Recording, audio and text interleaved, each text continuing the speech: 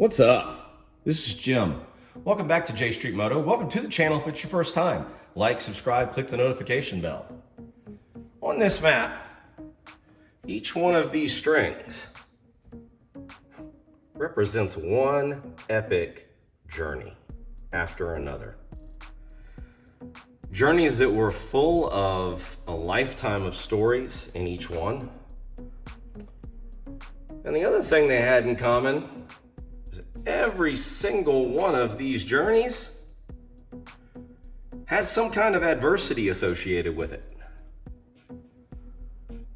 We tend to embrace the adversity as a chance to grow.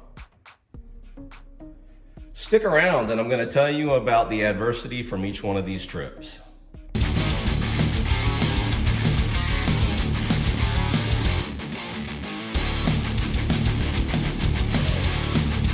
Adversity is a part of every single time you throw your leg over a motorcycle.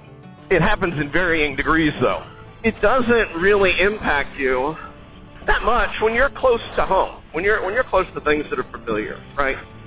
I mean, I could tell you, okay, I'm going out for a ride today, and something happened to the bike. Some mechanical difficulty happened to the bike.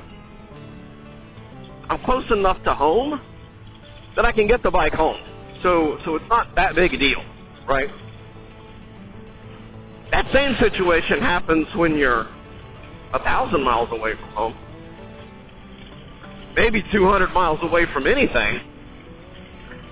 It's going to create a different level of stress for you. It's going to create a different level of adversity. I started thinking about it, and I'm like,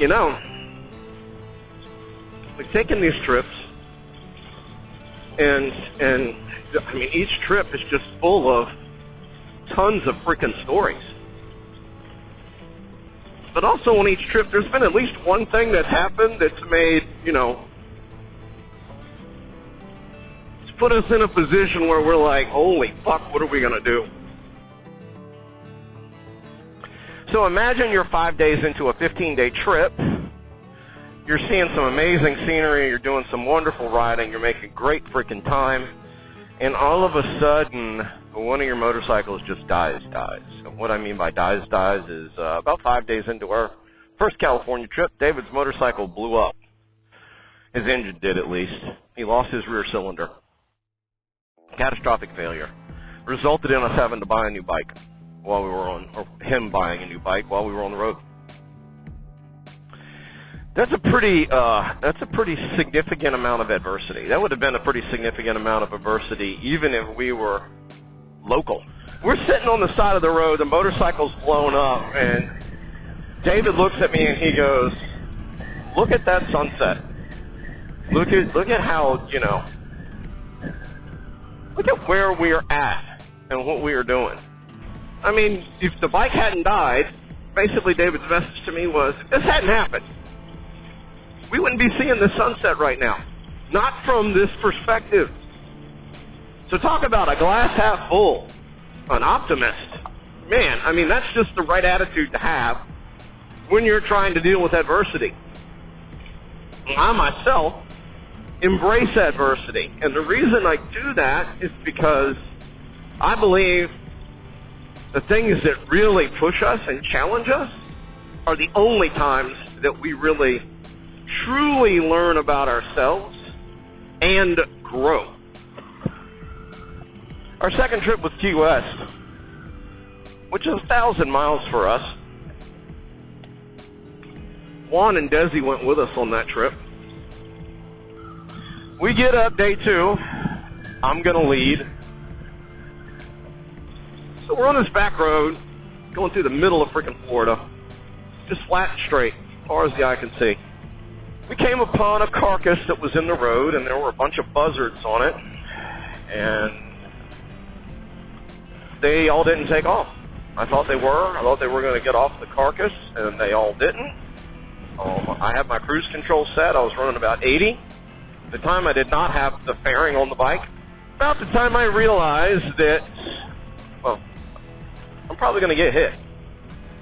It was kind of too late. It was too late to do anything about it. I ducked my head, grabbed a hold of the handlebars real tight and held on. Never undid the cruise control, never slowed down, never did any of that because I had everybody else following behind me.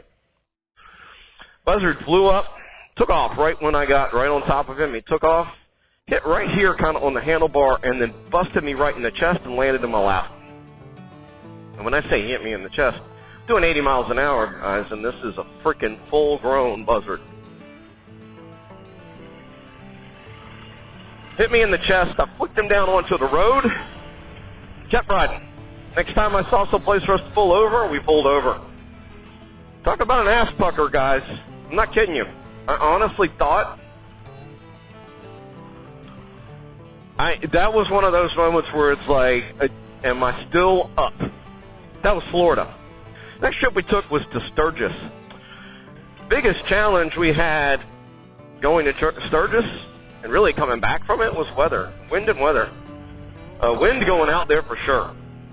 By the time we were into day 3 and crossing into South Dakota, that flat plain area, we make that 90-degree kind of on-ramp and start heading due west. And when we hit the interstate, it's like someone threw us, just tossed us straight into a wind tunnel running full bore.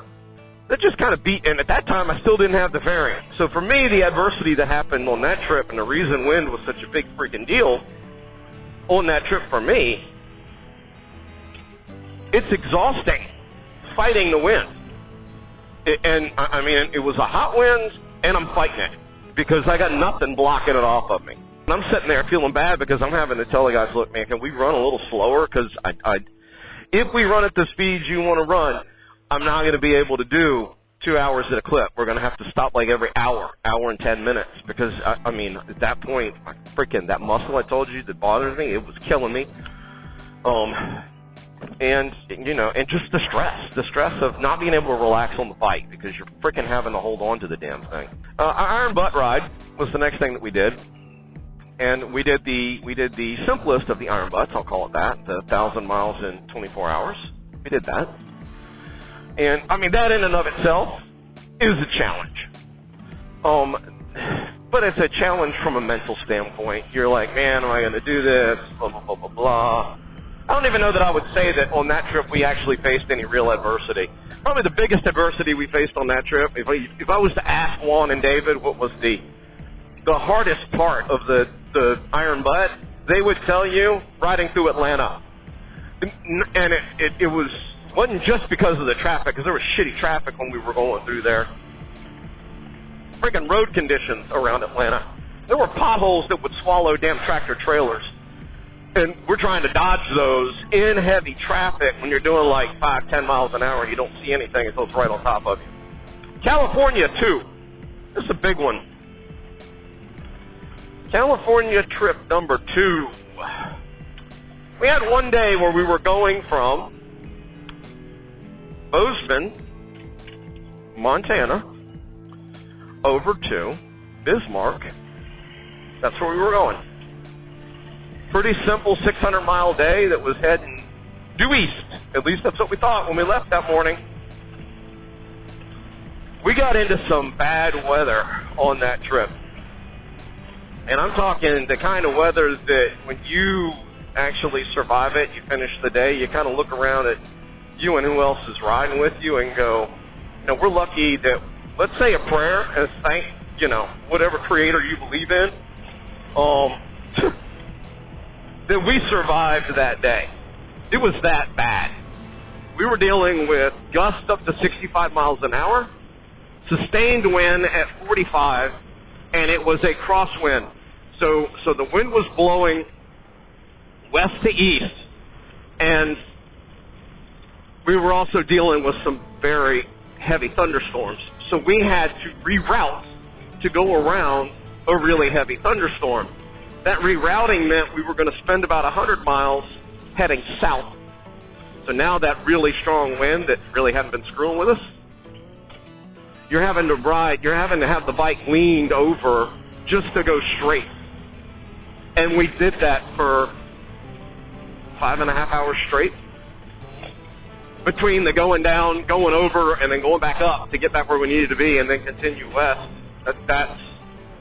And we still ended up dealing with a shitload of rain. So, you know, that was one of those days where, you know, there was a couple times we stopped and we're like, oh, are we going to be able to make it? Can we do this? Are we going to be able to do it? And then the last one would be Nova Scotia. Day 3 of the Nova Scotia trip, we pull in to get gas. I think it's our second gas stop of the day, maybe. Yeah, I think it's the second gas stop of the day. This was about the time we were going to go to lunch. We pull into this gas station, like normal. I pull up, I shut the bike off, I fill it up with gas, I go turn the bike back on, I hit the start switch, and the entire bike just click, oh, nothing. No lights on it at all. No error codes, no, I mean, I can turn it off, back to ignition, and I don't get any lights. No light, nothing. I'm like, oh, holy crap. We're 250 miles from the nearest Harley dealership, which happened to be in Halifax, Nova Scotia, which is where we were trying to get to that day. So we're at this gas station, and it took me about an hour to figure out that really what had happened was the positive and negative connectors on my battery terminal had vibrated loose. Both of them had tightened them up. Everything started working. Got back on the road. Didn't have any issues. But that was one of those moments where you're sitting there going, Jesus, if this is really bad, I'm fucked. I really am. But in all of those cases, in all those times, whenever we faced anything kind of out of the ordinary, there was a common theme. We always kept a positive attitude. We always thought about solutions and options, not, woe is me, everything's going wrong. We never went there. And at the end of each one of those days where we had that adversity that we faced, we all felt better. I'm going to end this here now. Like, subscribe, click the notification bell. Always ride safe. Yeah, ready? 1, 2, 3, shoot. Ah. Asshole. Really? Peace out, bitches!